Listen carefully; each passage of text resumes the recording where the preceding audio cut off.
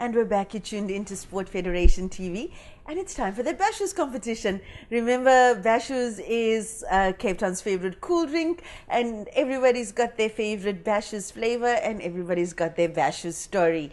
To win your case of assorted Bashes drinks, all you need to do is SMS Bashes to 33090.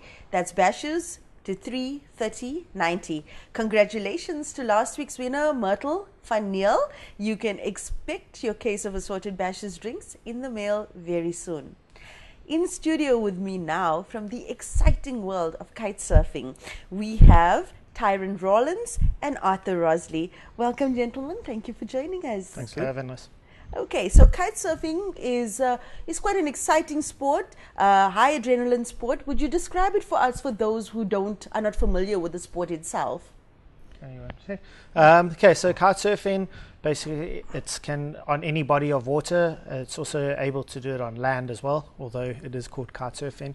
You can use a twin tip board, which is like a wakeboard for doing tricks and jumps, and then a surfboard shaped like a surfboard for actually riding the waves. And then, as I touched on briefly, you can actually be on the land too with a big wheeled skateboard. The guys have been riding the salt pans with the kites, and most recently actually they've started snow karting as well with snowboards. Yeah. Wow, so some wind and snow. Yeah. Amazing. All right, so what's your current involvement with the sport? I've been involved with the sport since 2000. Actually was a professional kite surfer when TV was still in black and white, and then wasn't that long ago. But I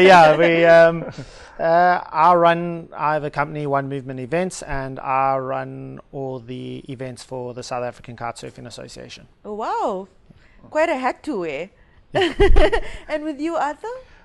Currently, I'm the chairman of South African Kite Surfing. SARCA in short, has been around since about 2006, and what we've done is trying to put procedures and processes in place to control the sport because of the dangers of the sport. So, and what we try and do is then also take kids and have competitions and event management that Tyrone is. He runs the events for us, and those events are then structured to become get the kids into championships, so Western Province colours and so forth, and hopefully to the Olympics, because kite surfing is now an Olympic sport. Wow. So that's SARCA's main role, is to take youth and develop it, and it's also from a fun aspect to take the current kite surfing fraternity in South Africa and create fun competitions for them. So we do the fun side of things, but we also do the serious side where we try and get kids to achieve their dreams. We also send a lot of children or adults across overseas. Tyrone is one of those riders that used to be on the world circuit. We have kids that currently overseas partaking in the world circuit, and that's the function of SARCA, is to control, make sure it's policed correctly, make sure it's safe, and that everyone can have a great time on the water. Wow.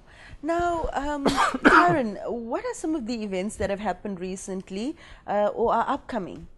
Okay, so each year, Cape Town, as much as everyone sees it as a very windy city, it has a season. Our summer season usually runs, and our kite surfing season runs from around September, November, right up towards the end of March, April.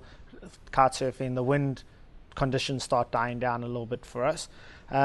Events that we put on, we do try and align ourselves with what the riders traveling overseas are going to experience at the international events. So we follow those formats: racing, wave riding, freestyle, and then big air as well. Big air is nice because it's something that everybody can do and everyone can relate to. It's literally how high can you jump off the wave.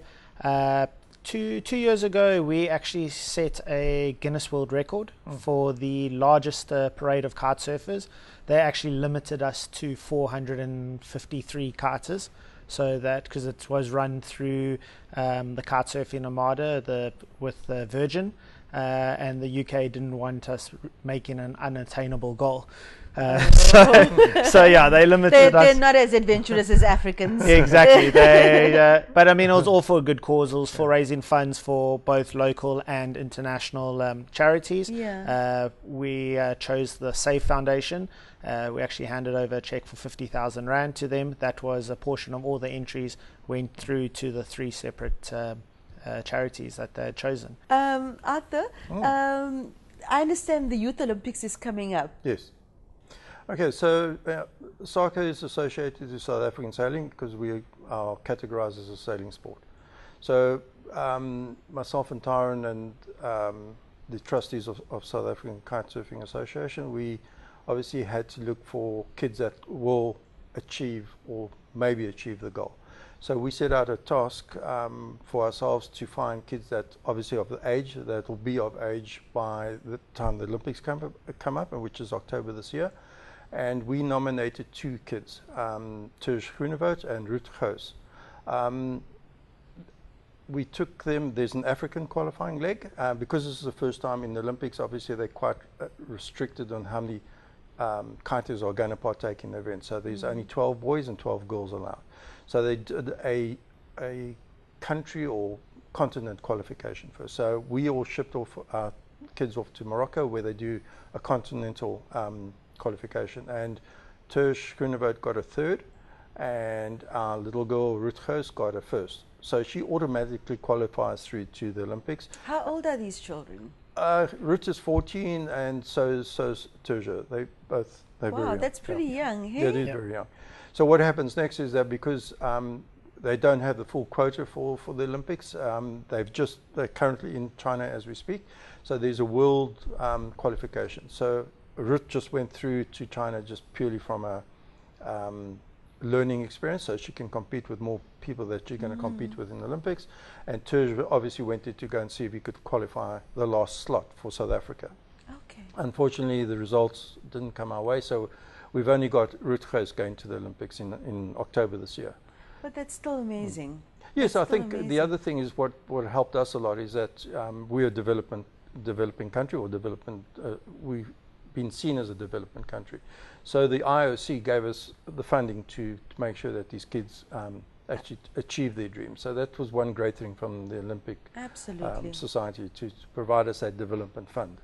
Otherwise we couldn't. We don't have that kind of money to send kids at that kind of cost around the world. So hopefully in October, Ruth will achieve our dreams of being the first kitesurfer to come back with a medal. Amazing. Arthur, how can people get in touch with your federation if they'd like to support or join? Well, our email address is info@soccer.co.za.